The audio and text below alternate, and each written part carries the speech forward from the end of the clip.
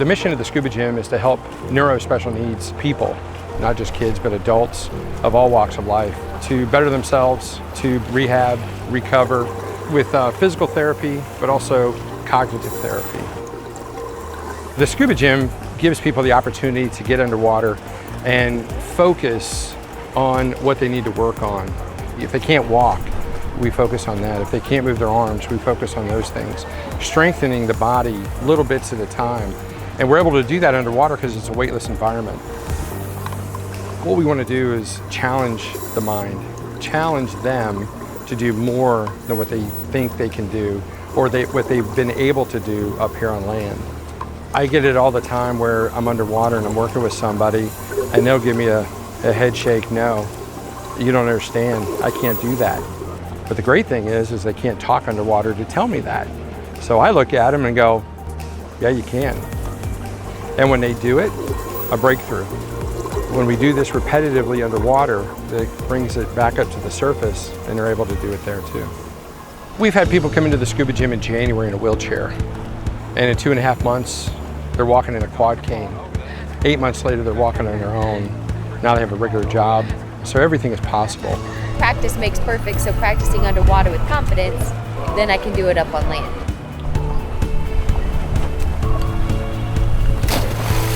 The other people that come to the Scuba Gym, people with autism, Down syndrome, that's more of a cognitive therapy for them. It's a time for them to get underwater, to filter everything out. There's not going to be birds chirping, there's not going to be any kind of outside noise, just them breathing. They come out very calm, very peaceful, very, very content. This has been a life-changing experience for him. It really has. Our new child yesterday got out of the water and he said, I feel calm. That was his response when he got out, which is a big deal for if you have autism. Trying to unwind in this world is hard. You did so good. The Scuba Gym has touched hundreds of lives and it profoundly changed hundreds of lives. You did it! A couple of years ago, we went through the process of how do we expand, how do we reach more people? And part of that was finding those right people to bring the Scuba Gym to their area. I have always been in the industry of helping people. I've been in training and personal development for many, many years, and I love diving. I absolutely love it. So when I saw the video and what David has managed to create, I knew that I could learn what he's learned from working with his son.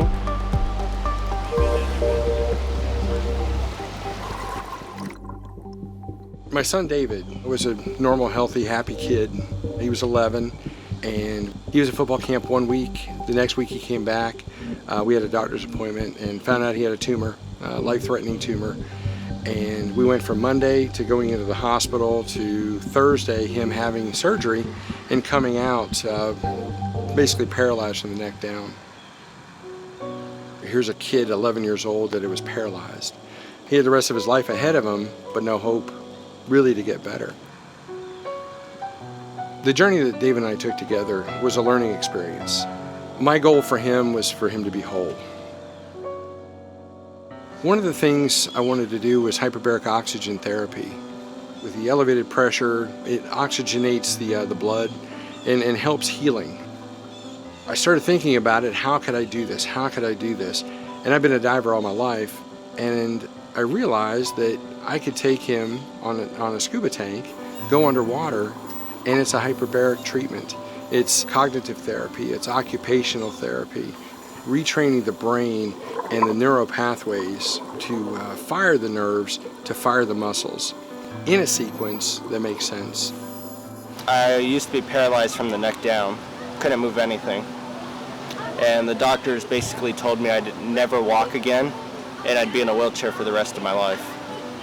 And where I am now, I walk, I run, I dive, I'm a scuba instructor. I think when I saw the success that David had and what it meant to him to be whole and not be that white elephant in the room, I couldn't go back to my normal job. I had to do this the rest of my life. But this was a whole new level of scuba diving that I'd never seen before, and I was blown away by it. I knew that I had to do it. So I messaged David and said, hey, I love what you do. Can we do that in Australia? That was really neat, to meet somebody that was excited as I was, about helping special needs people on scuba. So we've created a model to where we can take this to different locations around the country and around the world. More than anything is helping people to be courageous and to step outside of the box, to take the plunge, to do something that the majority of the population is terrified of, but then to benefit from it too is huge. Jess was a unique individual. I fell in love with her probably about 5 seconds after I met her. The pink hair, just zest for life. With the cerebral palsy and the issues that she has, she was just, kind of flailing with her legs a lot. So I gradually just started working with her a little bit and figuring out where her trigger points were. I was really able to hone in on what I wanted to do with her, and it worked. And the neat thing was, when we got her out of the water, I was like, you know what? Let's just walk. And she kind of looked at me like I was crazy, but she was willing to do it. And she walked up and down the pool deck, and she didn't want to stop. First time she came out, first thing she wanted was her iPad so she could tell us what she was feeling. So you gonna play it for me? It was an amazing feeling getting from my knees to my feet myself. So it was pretty profound pretty quickly. It made me feel that I was in the right place at the right time, helping the right person. David has found a way to help each and every individual who comes into his scuba gym, so that's pretty special. Ready? I think so. Oh, good girl. It wasn't until you started to challenge my body to do things that I realized I could do them.